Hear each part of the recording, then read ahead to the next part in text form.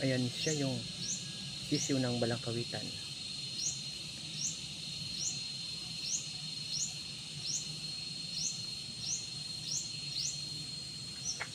Ayan ang kanyang pugad.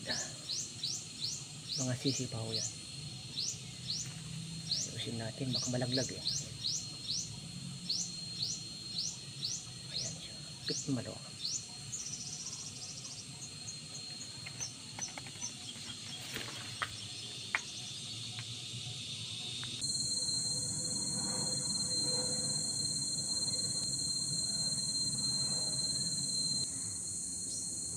Yan po siya mga kaibigan, oh. Yung kanyang tumalon siya sa pugad niya.